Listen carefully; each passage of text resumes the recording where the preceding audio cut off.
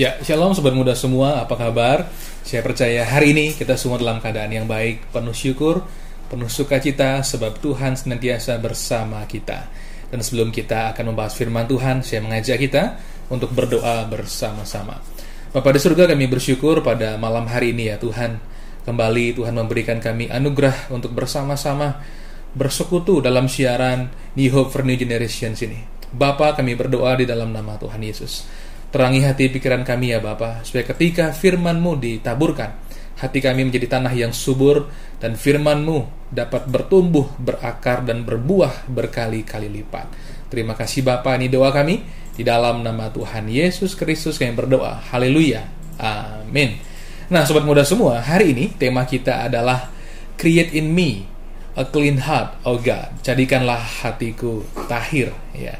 Dan tema ini sobat muda mengajak kita melihat bahwa masalah hati adalah masalah yang paling mendasar dalam kehidupan manusia. Sebab jika hati seseorang beres, maka buah hidupnya pun akan indah. Tetapi jika hati kita tidak benar, maka buah hidup kita pun juga bukan buah yang manis, sobat muda. Nah, pertanyaannya adalah, mampukah manusia memperbaiki hatinya sendiri supaya menjadi hati yang baru, hati yang bersih, dan hati yang tahir? Ya. Nah, pada dasarnya, untuk memulihkan hati manusia, seringkali jalan yang Tuhan nyatakan cenderung menciptakan kembali hati kita, sobat muda, daripada sekadar memperbaikinya. Ya. Sebab sesuatu yang diperbaiki cenderung masih meninggalkan bekas. Hati yang diperbaiki cenderung masih meninggalkan bekas luka.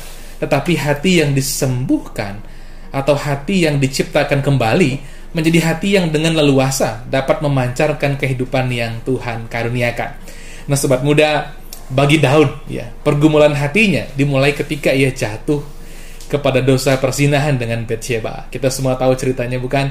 Hal ini sesungguhnya menjadi sesuatu yang membuat Daud terpuruk sekali sebagai seorang raja yang agung pada waktu itu. Saya akan ceritakan sedikit ceritanya bagi sobat muda semua. Nah, pada waktu itu Daud sebenarnya memiliki tugas dinas sebagai raja Israel, yakni untuk berperang ketika terjadi pergantian tahun pada waktu itu. Namun ketika Daud seharusnya berperang, dia justru berdiam diri di istana dan mengutus Jenderal Yoab saja untuk memimpin peperangan pada waktu itu. Karena seperti biasa sobat muda, setiap pergantian tahun, raja-raja pada zaman itu akan pergi berperang untuk menegakkan wilayah kekuasaannya atau menaklukkan kerajaan yang mengancam kerajaannya pada waktu itu. Nah, ketika Daud memilih berdiam di istana, disitulah pencobaan mulai mendatanginya, dan Daud akhirnya jatuh ke dalamnya, sobat muda. Nah, pada waktu itu ketika Daud sedang berjalan-jalan di suatu istananya, ia melihat seorang perempuan yang cantik yang bernama Batsyeba sedang mandi. Dan Daud tidak dapat menahan dirinya, sehingga dia meminta agar perempuan itu dibawa menghadap ke istana. Dan ketika perempuan itu sampai di istana, Daud pun juga menghampirinya. Tentu saja sebagai umat Tuhan, Daud menyadari perbuatannya salah. Oleh karena itu, karena statusnya yang begitu tinggi, Daud akhirnya menempuh jalannya sendiri untuk menyembunyikan dosanya itu. Ia memanggil suami daripada Batsyeba yang bernama Uria pada waktu itu untuk datang ke istana. Seperti yang kita ketahui, suami Batsyeba yakni Uria sedang bertugas di medan pertempuran. Tetapi Daud mengajaknya datang ke istana, bersukaria, dan menyuruhnya pulang, beristirahat, dan menikmati kebersamaan dengan istrinya, dengan harapan bahwa ketika seandainya begitu ya Batsyeba hamil, maka hal itu akan diperhitungkan sebagai anak daripada Uria. Tetapi rupanya Uria, salah seorang prajuritnya, punya hati yang sangat baik. Ia tidak mau pulang ke rumah. Ia berkata, bagaimana mungkin aku pulang ke rumah sementara tentara Israel masih berperang di medan pertempuran? Dan dia tidur di depan istana, dan akhirnya kembali ke medan pertempuran, sobat muda. Daud merasa usahanya gagal, dan dia pun juga menempuh jalan yang lain. Ia membuat surat dan mengirimkannya ke medan pertempuran, dan meminta agar Yoab menaruh Uria di medan pertempuran yang paling berbahaya. Dan ketika musuh-musuh datang menyerbu, mengajak seluruh tentara untuk mundur kecuali Uria. Dan benar saja, pada waktu itu terjadi, Uria akhirnya terbunuh, dan Daud merasa ia dapat menyembunyikan dosanya. Namun demikian sobat muda, tidak ada yang tersembunyi di mata Tuhan. Sekalipun Daud berusaha menyembunyikan dosanya, ia tidak dapat menyembunyikannya. di hadapan Tuhan maupun juga di hadapan dirinya sendiri. Sebab Daud tidak pernah tenang dan merasa damai sejahtera, dan hal itu tidak pernah berhenti mengganggunya, sampai akhirnya Nabi Nathan datang kepadanya, menemui dia dan menegur Daud akan segala dosanya itu. Nah, disitulah akhirnya Daud bertobat, mengakui segala kesalahannya, dan di sanalah ia akhirnya bertobat, sobat muda sekalian. Ia sadar pertobatan bukan hanya sekedar dosa itu berlalu, tapi pertobatan sesungguhnya adalah ketika hatinya diubah oleh Tuhan, ketika hatinya diciptakan kembali menjadi hati yang baru, hati yang tahir, dan hati yang kembali dapat dipakai oleh Tuhan untuk memancarkan kehidupannya. Sebab jikalau tidak demikian, sobat muda, maka Daud tidak akan dapat bergirang kembali atas keselamatan yang berasal dari Tuhan. Ya. Seperti yang kita ketahui ketika kita membaca Mazmur-Mazmur Daud. Daud bergirang karena keselamatan yang ajaib yang Tuhan berikan kepadanya. Dari seorang gembala kambing domba, Tuhan membawa dia menjadi seorang raja Israel yang gagah. Dan Daud menyaksikan betapa seluruh perjalanannya itu adalah karena pertolongan Tuhan. Keselamatan yang ia terima ketika seringkali ia nyaris mati, ia sadar itu semua pemberian Tuhan. Nah, jikalau dia tidak bertobat, semua itu seperti sia-sia. Memang telah terjadi banyak hal yang indah dalam hidupnya, tapi seolah-olah tidak bisa dinikmati lagi. Tapi ketika ia bertobat, pada waktu itulah Daud kembali dapat bergirang karena selamat yang berasal daripada Tuhan. Saya yakin hari ini sebagai orang-orang percaya, kita sadar kita orang-orang yang sudah diselamatkan melalui iman kepada Tuhan Yesus Kristus. Pertanyaan saya adalah, apakah kita sungguh-sungguh masih bergirang sampai hari ini karena keselamatan itu? Atau kita hanya melihat itu sebagai sebuah sejarah dalam kehidupan kita yang akan kita nikmati di surga kelak. Tapi hari ini hati kita jauh dari sukacita, jauh dari kegirangan yang seharusnya berasal dari keselamatan itu. Jika itu yang kita alami, sobat muda, barangkali kita perlu membawa hati kita kepada Tuhan dan berseru kepadanya, "Ya Tuhan, jadikanlah hatiku tahir." Nah, selain itu, Daud juga bertobat dan meminta Tuhan mentahirkan hatinya supaya ia dapat kembali dipenuhi dengan kerelaan untuk melayani. Ya, Daud pada waktu itu memang betul sebagai seorang raja, tapi sebagai raja di Israel, dia tidak hanya memegang kekuasaan atau duduk di atas tahta, dia juga melayani rakyat. Salah satunya, sobat muda, pada zaman itu tugas raja adalah menghakimi perkara-perkara yang paling sulit. Jadi seorang raja bertindak sebagai hakim tertinggi di kerajaannya. Dan ketika Daud tidak bertobat, dia tidak mampu menegakkan keadilan. Sebab ia sendiri tidak berbuat adil pada waktu itu. Tapi ketika ia bertobat, mengaku dosanya, dan dipulihkan, pada waktu Daud kembali dapat berfungsi untuk melayani bangsanya. Ya. Demikian juga kita hari ini. Barangkali kita juga sudah lama berkecimpung dalam pelayanan, aktif mengambil bagian dalam pelayanan sesuai dengan talenta kita, sesuai dengan karunia rohani kita. Tapi pertanyaannya, apakah sampai hari ini kita masih melayani Tuhan dengan sukacita? Atau sekarang ini kita melayani dengan terpaksa, dengan beban yang berat, atau sekedar rutinitas saja? Jika itu yang terjadi, sepertinya kita perlu datang kepada Tuhan supaya Tuhan memperbaharui hati kita, menjadikan hati kita tahir, membuat kita dapat bergirang, membuat kita dapat dipenuhi kerelaan untuk melayani Tuhan dalam kehidupan ini. Nah, kemudian ketika Daud bertobat, pada waktu itulah dia kembali, atau dikembalikan oleh Tuhan menjadi pengajar jalan-jalan Tuhan bagi bangsanya dan juga bagi generasi pada waktu itu. Ya, saya tahu tidak ada orang yang sempurna. Siapapun juga punya kekurangan, bahkan punya kesalahan dan juga dosa. Namun ketika seseorang bertobat, Tuhan memakai kesalahannya sebagai sebuah kesaksian bagaimana Tuhan dapat memulihkan hidupnya. Saya teringat dengan Rasul Petrus, sobat muda. Pada waktu itu Tuhan memperingatkan ketika ia akan menyangkal Tuhan 3 kali. Tuhan Yesus berkata begini, "Kalau kamu sudah insyaf, ingatkanlah saudara-saudaramu. Kalau kamu sudah insyaf, ingatkanlah saudara-saudaramu. Kalau kamu sudah sadar, ingatkanlah saudara-saudaramu." Jadi ketika kita sadar, kita berbalik, kita bertobat kepada Kristus, pada waktu itulah kisah kita, bahkan kisah kesalahan, kejatuhan kita, dapat Tuhan pakai sebagai pesan yang indah, sebuah kesaksian bagi orang lain. Nah, saudara muda sekalian, selain Raja Daud, ada juga yang namanya Paulus, Rasul Paulus, atau Saulus dalam nama lamanya. yang Tuhan juga ubah hatinya menjadi baru, ya. Ia pernah mengalami masalah hati yang sangat akut, ya. Namun Tuhan mengubah hidupnya. Kita semua tahu kisahnya. Pada waktu itu Saulus adalah seorang Yahudi yang sangat taat dan ketat menjalani tradisi dan juga agama yang ia percayai, yakni agama Yahudi pada waktu itu. Bahkan dia merasa sebagai orang yang sangat unggul dibanding dengan rekan-rekannya, dibanding dengan teman-temannya pada waktu itu. Namun demikian, pada waktu itu justru Saulus sedang menjalani hidup yang sangat gelap sekali. Di dalam praktek keagamaannya, ia bahkan sampai menganiaya jemaat Kristus, ya, atau pengikut jalan Tuhan pada waktu itu. Ia melakukan hal itu sebagai bakti kepada Allahnya. Jadi ia sama sekali tidak menyadari bahwa penganiayaan, bahkan pemenjaraan dan pembunuhan yang terjadi karena ulahnya, karena gerakannya, adalah sesuatu yang melawan Tuhan. Dan dia sama sekali tidak menyadari sampai Tuhan sendiri menemui dia di jalan yang menuju ke Damsyik, sobat muda semua.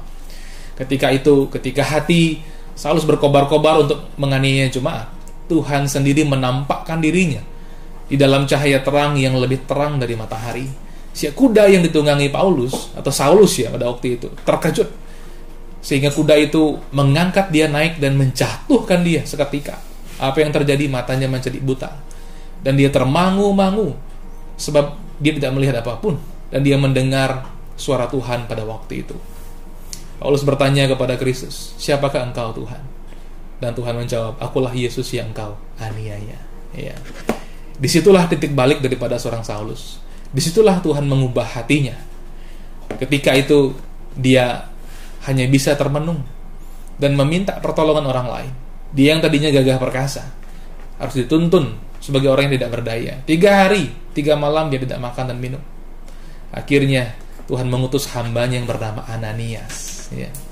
Ananias datang kepada Saulus, mendoakan dia, mengabarkan Injil kepadanya. Saulus pun bertobat, menyerahkan dirinya kepada Kristus. Dan Tuhan memperbaharui hatinya dan menyembuhkan dia pada waktu itu. Yang indah adalah ketika hatinya berubah, inilah yang terjadi. Ia berubah dari seorang penghujat Kristus menjadi seorang pemuja dan hamba Kristus. Dari penganiaya jemaat menjadi pemberita Injil dan pembangun jemaat. Dari seorang yang ganas menjadi orang yang lemah lembut. Dari orang yang tidak beriman kepada Kristus menjadi orang yang penuh iman kepadanya. Dari orang yang memegahkan hal-hal lahiriah menjadi orang yang bermegah di dalam Tuhan, ya. Demikianlah sobat muda, Tuhan berkenan memberikan kita hati yang baru, ya. Bukan hanya bagi Daud, bukan hanya bagi Saulus yang kemudian bernama Paulus, tapi bagi kita semua, yakni bagi kita semua yang percaya kepada Tuhan Yesus Kristus. So, jauh sebelumnya Tuhan sudah menubuatkan hal ini bagi kita semua yang percaya. Kamu akan kuberikan hati yang baru dan roh yang baru di dalam batinmu. Dan aku akan menjauhkan dari tubuhmu hati yang keras, dan kuberikan kepadamu hati yang taat. Rohku akan kuberikan diam di dalam batinmu, dan aku akan membuat kamu hidup menurut segala ketetapanku, dan tetap berpegang pada peraturan-peraturanku dan melakukannya. Yeskiel 36, ayat 26 sampai 27. Dan segala janji Allah ini sobat muda adalah ya dan amin bagi kita di dalam Kristus. Amin. Pujilah aku Tuhan merupakan pujian yang baru saja kita dengarkan. Dan tadi juga bersama-sama sobat muda kita bersama telah mendengarkan kebenaran firman Tuhan yang telah dibawakan oleh Bapak Pendeta Bagus Heri dengan tema kita Create in me a clean heart, O God, atau jadikanlah hatiku tahir ya Allah. Dan tema kita pada malam hari ini sungguh menarik ya Pak Pendeta. Iya. Dimana tadi Pak Pendeta sampaikan bahwa pertobatan adalah langkah awal dari suatu perubahan serta pemulihan. Dan tadi kita telah bersama-sama mendengarkan cerita atau kisah hidup dari Daud dan juga Paulus. Iya. Dimana di sana kita bisa belajar bahwa pertobatan yang dilakukan oleh Daud dan juga dulunya Saulus menjadi Paulus ya Pak Pendeta. Dan terkait dengan kehidupan anak muda zaman sekarang nih Pak Pendeta, iya. Dari firman Tuhan ini bahwa pertobatan adalah langkah awal dari suatu perubahan serta pemulihan. Kadangkala kita sebagai anak muda, ketika kita tahu bahwa apa yang kita telah katakan, pikirkan atau buat itu salah, tapi kadang kita merasa tidak pantas untuk bertobat. Untuk bertobat karena kita sudah sangat berdosa mungkin Pak Pendeta ya kan. Sudah terlalu jauh ke dalam dosa. Kita merasa tidak pantas sehingga keinginan untuk bertobat itu menjadi hilang. Jadi kayak ya udahlah, karena udah saking buat dosanya, ya udahlah nggak usah bertobat gitu Pak Pendeta. Tapi sebenarnya keinginan itu ada, tapi karena ditutupi oleh penghalang dosa ini Pak Pendeta, seperti dinding yang menutupi kita sehingga kita keinginan bertobat itu jadi semakin kecil. Bagaimana ketika mungkin pendengar atau sobat muda yang sedang mendengarkan siaran pada malam hari ini dan kita semua pernah merasakan hal itu Pak Pendeta. Bagaimana cara kita membuat untuk menghilangkan rasa tidak pantas untuk bertobat itu Pak Pendeta? Iya, barangkali saya juga mau bertanya ya kepada sobat muda ya. Jika demikian halnya, apakah sobat muda pernah merasa pantas buat bertobat kayak gitu jadinya? Jikalau kita pernah merasa tidak pantas buat bertobat, apakah sobat muda pernah merasa pantas buat bertobat? Justru sebenarnya seperti yang Tuhan Yesus katakan, Dia datang bukan untuk memanggil orang benar, tetapi orang berdosa. Justru kedatangan Tuhan adalah untuk memanggil orang-orang yang sama sekali tidak pantas sebenarnya. Untuk Dia pantaskan. Nah, sebab itu jika ada seseorang yang berkata kayaknya sudah terlanjur parah dosa saya sehingga saya tidak bisa bertobat, sebenarnya itu adalah tipu muslihat iblis ya. Iblis berusaha mencegah sobat muda untuk bertobat. Sementara bagi Tuhan tidak ada dosa yang tidak bisa diampuni. Tidak ada dosa yang tidak bisa Dia bereskan atau dosa yang Dia selesaikan bagi kita. Karena sesungguhnya tak seorang pun manusia yang dosanya kecil. Semua manusia sesungguhnya dosanya sangat besar sekali. Sebab jikalau kita merasa dosa kita kecil, seringkali kita tidak akan bisa sepenuhnya bertobat. Tapi jikalau kita menyadari sebenarnya kita pun dosa kita sangat besar, pada waktu itulah kita bisa sungguh-sungguh bertobat ya. Makanya barangkali Sian pernah melihat ada orang-orang yang bertobat, tapi buah hidupnya nggak begitu jelas nampak ya, biasa-biasa aja. Tapi ada orang yang hidupnya parah sekali masa lalunya, tapi pertobatannya dahsyat sekali, buah hidupnya lebat sekali, dan dia menjadi orang yang Tuhan pakai secara luar biasa. Seperti misalnya Saulus ya. Jadi jangan pernah merasa tidak pantas, sebab Tuhan memanggil kita supaya kita dipulihkan, supaya kita dapat dipakai olehnya, dan supaya kita dapat berbagian dalam kemuliaannya. Iya, terima kasih sekali Pak Pendeta, bahwa ketika mungkin ada perasaan tidak pantas di hati kita, sobat muda semua untuk bertobat, itu sebenarnya adalah muslihat iblis ya Pak Pendeta. Muslihat iblis yang ingin kita terus ada di dalam dosa ya Pak Pendeta. Betul sekali. Nah, obatnya adalah sering-seringlah mendengar Injil. Jikalau kita mendengar Injil, iman itu akan tumbuh seperti benih. Sebab seseorang ketika dia yakin bertobat sebenarnya bukan karena besarnya tekadnya, tapi karena buah Injil itu sudah mulai tumbuh di hatinya. Itu yang membuat dia sadar bahwa ada jalan keluar. Ketika saya merasa jalan saya buntu, tapi rupanya dari firman Tuhan, lama-kelamaan saya mengerti, justru inilah saat yang paling tepat untuk saya datang kepada Tuhan. Iya, terima kasih Pak Pendeta. Dan tidak ada dosa yang tidak dapat diampuni ya Pak Pendeta, seperti yang Bapak Pendeta sampaikan tadi. Dan kita akan lanjutkan pembahasan dan sharing firman Tuhan dengan tema kita pada malam hari ini, yaitu Create in me a clean heart, O God. Setelah kita bersama-sama mendengarkan pujian yang merupakan request pujian dari saudari @uni.sebastian, adalah pujian yang baru saja kita dengarkan. Dan kembali Shane ingin mengingatkan kepada semua sobat muda yang ingin berbagi kasih, yang memiliki pergumulan dan beban, yang rindu didukung di dalam doa, yang mau request pujian ataupun info kegiatan pemuda, dapat menghubungi kami di nomor WhatsApp 085 739 200 621, serta bisa juga follow dan DM kita di Instagram kita, yaitu di @newhope4newgeneration. Dan sekarang kita akan memasuki sesi sharing kedua kita untuk pembahasan firman kita dengan tema pada malam hari ini, yaitu Create in me a clean heart, O God. Jadikanlah hatiku tahir ya Allah. Jadi tadi di pembahasan firman yang pertama kita telah membahas bagaimana untuk menghilangkan perasaan tidak pantas bertobat itu dengan Bapak Pendeta. Dan lanjutan dari yang tadi Pak Pendeta, kalau tadi kita sudah membahas bahwa tidak ada dosa yang tidak dapat diampuni. Iya, betul Tidak ada sekali. dosa yang tidak dapat diampuni. Tapi yang pernah Shine dengar saat pemberitaan firman Tuhan itu, bahwa ada satu dosa yang tidak dapat diampuni Pak Pendeta, yaitu dosa menghujat Roh Kudus. Iya. Sebenarnya dosa menghujat Roh Kudus ini apa Pak Pendeta? Ya, ini menarik ya. Memang betul ada satu dosa yang tidak bisa diampuni, disebut sebagai dosa menghujat Roh Kudus, sobat muda semua. Nah, inti daripada dosa menghujat Roh Kudus adalah menolak Yesus Kristus sebagai Mesias, atau menolak Yesus Kristus sebagai Sang Juru Selamat. Seperti yang sobat muda tahu, kisahnya seperti ini. Pada waktu itu, Tuhan Yesus sedang mengusir setan dan membebaskan orang yang kerasukan itu dari jeratan kuasa iblis. Tapi ketika Tuhan melakukannya, justru para ahli Taurat atau orang Farisi itu menghujat Yesus dengan berkata, dengan penghulu setan, ia mengusir setan. Bukannya merasakan kuasa Allah dan memuji Tuhan, mereka justru tidak bisa menilai apakah itu kuasa dari Tuhan atau bukan. Sehingga ujung-ujungnya mereka menolak Yesus.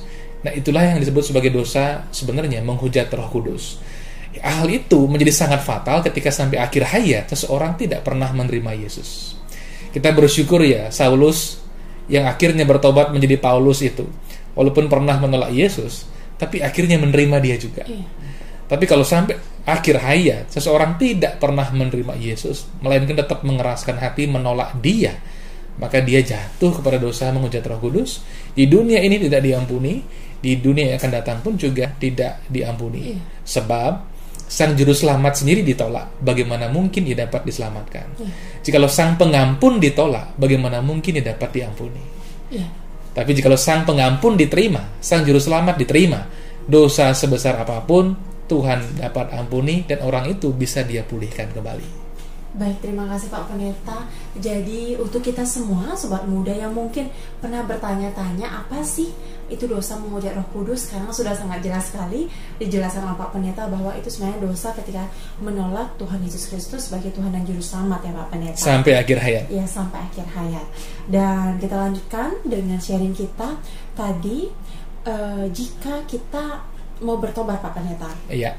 Bagaimana cara kita untuk bisa sungguh-sungguh bertobat dan tidak jatuh di dalam dosa lagi, sehingga kita memiliki hati yang benar, yang diperbaharui, hati yang teguh Pak Pendeta. Karena kadang seringkali niat tobat itu ada Pak Pendeta, tapi jatuh bangun lagi gitu Pak Pendeta. Tapi agar memiliki kesungguhan hati yang benar-benar bisa bertobat, itu bagaimana caranya Pak Pendeta? Apa yang harus kita lakukan dulu? Apakah kita mengakui dulu atau bagaimana? Langkah apa yang harus kita lakukan Pak Pendeta? Karena kadang seringkali anak muda bingung Pak Pendeta. Kita semua bingung harus gimana? Apa yang harus aku lakukan terlebih dahulu? Bagaimana step-step untuk bertobat seperti itu Pak Pendeta? Ya, barangkali kita perlu tahu juga ya apa definisi daripada pertobatan. Pertobatan atau metanoia dalam bahasa Yunani itu berarti mengubah pikiran kita ke arah yang benar, mengubah hati kita kepada arah yang benar, yakni ke arah Kristus. Makanya ketika seseorang bertobat, ia harus bertobat kepada Kristus. Dia tidak hanya berhenti berbuat jahat, dia harus bertobat kepada Kristus, menjadikan Kristus Yesus sebagai Tuhan dan Juru Selamat. Ini langkah yang paling pertama. Tapi barangkali sobat muda juga bertanya, tapi saya kan sudah Pak, sudah menerima Tuhan Yesus sebagai Tuhan dan Juru Selamat saya. Ketika saya jatuh ke dalam dosa, apa yang harus saya lakukan? Kan begitu ya. Nah, ketika kita di kondisi itu, kita harus kembali juga kepada Kristus. Kita bersyukur ya, sebagai anak-anak Tuhan, kita itu tidak pernah terlepas dari Kristus. Sebab sejak kita percaya, materai Roh Kudus itu mengikat kita atau menyegel kita menjadi milik Allah sampai selama-lamanya. Yang perlu kita lakukan adalah kita merubah pikiran kita, ya, mendengarkan kembali firman Tuhan, meninggalkan kejahatan itu, dan melakukan lagi apa yang benar. Pengakuan itu sebuah ekspresi sebenarnya. Ketika hati seseorang bertobat, seringkali ada ekspresinya, kan gitu ya. Dia mengaku kesalahannya di hadapan Tuhan. Kalau perlu juga di hadapan manusia, kan gitu. Nah, itu dia ekspresi.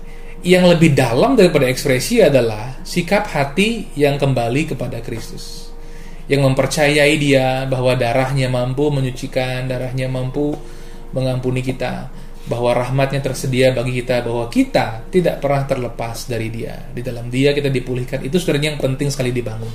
Nah, sejujurnya ya, Setiap orang itu kalau masih hidup di dunia ini pasti bisa berbuat dosa. Yang baik adalah kita tidak hidup di dalam dosa. Itu bahasa yang lebih tepat. Tapi kalau berbuat dosa itu saya katakan kayaknya pasti deh bahkan berbuat lagi besok. Misalnya seorang sudah menikah nih, suami istri, pasti pernah bertengkar lagi.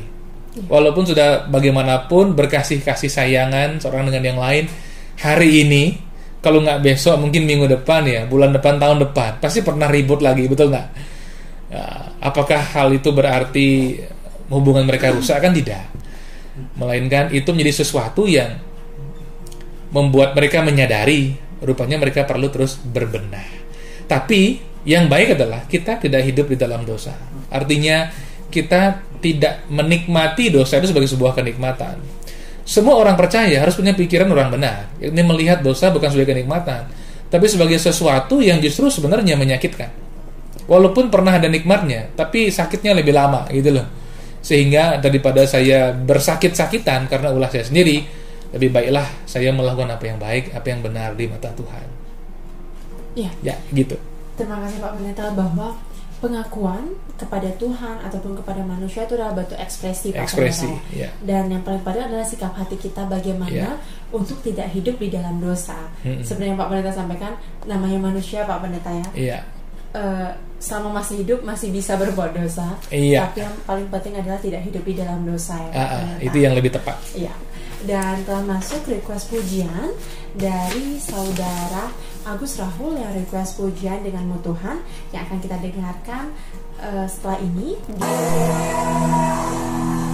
Dengan Tuhan adalah pujian yang baru saja kita dengarkan, dan kita akan melanjutkan sharing kita di sesi yang ketiga ini dengan tema kita Create in me a clean heart, O God, atau jadikanlah hatiku tahir ya Allah. Dan di sesi terakhir ini Pak Pendeta, yang Shane ingin tanyakan adalah ketika kita sudah mempunyai tekad untuk hidup benar, tidak hidup di dalam dosa lagi, kadangkala banyak rintangan ya Pak Pendeta, dan cobaan yang kita alami ketika orang-orang di sekitar kita mencemooh atau menjudge, bahasa sekarang mungkin menjudge kita, masa sih bisa, nggak mungkin, pasti jatuh dalam dosa lagi, sok-sokan aja sih mau bertobat, mungkin seperti itu Pak Pendeta ya. Bagaimana cara kita anak muda, sobat muda untuk merespon tanggapan orang lain di sekitar kita Pak Pendeta? Tentunya yang susah itu karena kita anak muda sangat perlu teman Pak Pendeta ya, perlu sahabat, perlu orang-orang yang mendukung kita. Tapi ketika orang-orang circle lingkungan kita itu tidak baik, dan ketika kita mencoba keluar itu kita mendapatkan tanggapan itu, tentu kita sebagai anak muda takut untuk nggak punya teman ya Pak Pendeta. Takut untuk nggak punya teman, dan akan banyak kerugian-kerugian lain yang kita terima seperti itu Pak Pendeta. Bagaimana cara kita Pak Pendeta sebagai anak muda? Nah, kalau sobat muda mengalami hal yang seperti itu, sobat muda tidak sendiri, karena Paulus pun juga mengalami hal itu. Ketika Paulus itu dipakai oleh Tuhan, dia sudah bertobat, kemudian menyerahkan dirinya kepada Kristus, bahkan dia mulai memberitakan Injil, maka banyak sekali orang yang tidak percaya kepada dia, karena kejahatannya sudah terlalu besar, terlalu mencolok pada waktu itu, sehingga tidak ada orang yang percaya kepadanya. Tapi Tuhan itu baik loh. Tuhan itu tidak pernah membiarkan kita sendiri. Demikian juga dia nggak pernah membiarkan Paulus itu sendiri. Tuhan mengirimkan dia seorang sahabat yang bernama Barnabas. Barnabas inilah yang akhirnya memperkenalkan Paulus kepada rasul-rasul lainnya, kepada Kefas, kepada Petrus, sehingga akhirnya Paulus mendapat penerimaan dan bisa berfungsi, bisa melayani dengan baik sampai akhir hayatnya. Nah, ketika kita merasa tidak punya sahabat, tidak punya teman, jangan menyerah. Mintalah sahabat kepada Tuhan. Tuhan pasti akan mengirimkannya pada waktunya, mempertemukan kita dengan circle yang baru. Nah, yang menjadi masalah adalah jikalau kita mudah menyerah, jangan menyerah. Semasih Tuhan memberi kita nafas, semasih Tuhan menyertai kita, kita harus tetap keep going, melangkah maju kepada panggilan Tuhan. Jadi terus belajar, lebih penting suara Tuhan daripada suara manusia. Karena semua orang besar pernah mengalami hal ini. Semua orang yang dipakai Tuhan pasti pernah menghadapi penolakan yang hebat sekali. Kalau semua hidup kita berjalan mulus, kita sebenarnya belum teruji dalam dasar yang teguh. Barangkali kekuatan kita adalah kekuatan karena bersandar kepada manusia. Tapi ketika kita menyadari kekuatan kita berasal dari Tuhan, maka kita sadar, sekalipun ada manusia di sekitar kita, mereka adalah alat instrumen di tangan Tuhan. Jadi jangan menyerah. Seperti Tuhan menolong Paulus bertemu dengan Barnabas dan masuk pada circle yang baru, rasul-rasul, maka Tuhan pun akan menolong kita bertemu dengan sahabat-sahabat yang baru dan memiliki circle kehidupan yang sangat membangun di kehidupan kita. Ya, luar biasa sekali. Terima kasih Pak Pendeta. Jadi ketika kita sobat muda mengalami insecure karena ketika kita sudah mau mulai hidup benar, kita takut ditinggalkan oleh teman kita, circle pertemanan kita. Tapi seperti yang Pak Pendeta katakan bahwa Tuhan itu baik, Dia akan mengirimkan kita sahabat, kita tidak akan pernah sendiri. Dan tentunya yang harus kita ingat sebagai sobat muda adalah jangan menyerah. Dan seperti yang Pak Pendeta sampaikan, semua orang besar pernah menerima penolakan ya Pak Pendeta. Betul sekali. Dan yang tugas kita adalah semangat selalu, jangan menyerah sebagai sobat muda untuk hidup benar di dalam Tuhan. Iya. Ya, tidak terasa sudah hampir 1,5 jam kita bersama-sama. Dan terima kasih kepada narasumber kita pada malam hari ini, Bapak Pendeta yang telah membawakan firman. Ya, sama-sama Syan. Dan semoga semakin diberkati pelayanannya dimanapun dan kapanpun itu Pak Pendeta. Amin. Dan terima kasih untuk semua sobat muda juga yang telah aktif berpartisipasi melalui request pujian. Dan untuk sobat muda yang memiliki pergumulan, yang mau curhat, konseling, yang ingin didukung di dalam doa, dapat menghubungi kami di tim doa kami dengan nomor WhatsApp di 085 739 200 621. Sekali lagi di nomor WhatsApp 085 739 200 621. Dan sekarang tiba saatnya kita untuk mendengarkan kesimpulan dan dilanjutkan dengan doa syafaat yang akan dipimpin oleh Bapak Pendeta. Ya, sobat muda semua, tema kita hari ini adalah Create in me a clean heart, O God. Jadikanlah hatiku tahir, ya Allah. Nah, sobat muda, inti daripada pembahasan kita adalah hati itu memiliki nilai yang penting sekali di mata Tuhan. Oleh sebab itu pertobatan harus dimulai dari dalam hati. Ya, ketika kita bertobat, bermetanoia, maka hati pikiran kita diarahkan kepada Kristus. Sebab itu, sobat muda semua, pastikanlah Tuhan Yesus Kristus telah menjadi Tuhan dan Juru Selamat kita. Dan ketika kita jatuh ke dalam dosa, bangkitlah kembali. Lakukan kembali apa yang benar. Datanglah kepada Tuhan, kemudian berbagilah dengan Tuhan segala pergumulan kita itu, sebab Tuhan berkenan mendengarnya, dan Tuhan pun juga berkenan mengubah kita menjadi pribadi-pribadi yang lebih tangguh, yang lebih kuat dari sebelumnya, dan memakai hidup kita menjadi kesaksian. Oleh sebab itu, jangan menyerah, sebab Tuhan pun juga tidak pernah menyerah dengan kita. Amin. Mari kita berdoa. Ya, Bapa di surga, Bapa yang maha mulia, Bapa yang mengasihi kami dengan cinta yang kekal, Bapa yang tidak pernah meninggalkan kami. Bapa, kami bersyukur sebab Tuhan pun juga terus berbicara kepada kami, memenuhi hati kami dengan kebenaran firman-Mu, membuat iman kami tumbuh, membuat kami hidup dalam pertobatan. Dan Bapa, kami rindu tak seorang pun di antara kami yang memiliki hati yang keras. Tapi masing-masing kami telah menerima pemberian Tuhan yang berharga ini, yakni hati yang baru dan roh yang baru dalam batin kami. Supaya hidup kami, ya Tuhan, condong kepada kebaikan, condong kepada Tuhan, mengasihi Engkau, mengasihi sesama kami, sebab Tuhan senantiasa mengasihi kami dengan cinta-Mu yang tidak berkesudahan. Bapa, lihatlah para pendengar New Hope for New Generation pada malam hari ini, para sobat muda semua. Tuhan tahu segala pergumulan kami, dan kami bersyukur di atas segala-galanya firman-Mu tetap berlaku, bahwa rancangan Tuhan bukan rancangan kecelakaan, tapi damai sejahtera untuk memberikan kepada kami masa depan yang penuh pengharapan. Bapa, ingatkanlah kami bahwa janji-Mu tidak pernah berubah, supaya kami semua menyerahkan diri kami, menyerahkan hati kami kepada Tuhan, untuk Kau tuntun berjalan dalam kebenaran-Mu, sehingga Bapa, kami menyadari betapa Tuhan sungguh amat sangat baik. Jalan-jalan Tuhan adalah jalan yang terbaik, dan hati kami adalah milik Tuhan, sehingga melalui hati kami itu kami terus menerima, ya Bapa, kehidupan demi kehidupan ilahi yang memancar kepada seluruh kehidupan kami. Ya, kami mengalami apa artinya diperbaharui seperti Daud, apa artinya diperbaharui dari Saulus menjadi Paulus. Terima kasih Bapa. Ini doa kami, berkati pertemanan kami, berkati persahabatan kami, studi dan juga pekerjaan kami, ya Bapa. Kami rindu hidup kami sungguh-sungguh bernilai, bermakna, menjadi berkat. Terima kasih Bapa. Berkati juga orang tua kami. Kami rindu di keluarga kami menjadi berkat, di gereja kami jadi berkat, di tempat kerja, di tempat kami studi kami pun jadi berkat. Dan Tuhan memakai kami untuk mengabarkan betapa di dalam Kristus ada anugerah hati yang baru dan roh yang baru bagi semua orang yang mau datang kepadanya. Terima kasih Bapa. Ini doa kami Di dalam nama Tuhan yang Maha Kuasa, Sang Juru Selamat dunia, Tuhan Yesus Kristus, kami berdoa. Dan ya Bapa, sebelum kami kembali ke aktivitas kami juga mohonkan berkat Tuhan bagi kami. Tuhan memberkati kami dan melindungi kami. Tuhan menyinari kami dengan wajah-Nya dan memberi kami anugerah demi anugerah. Tuhan menghadapkan wajah-Nya kepada kami dan memberi kami damai sejahtera.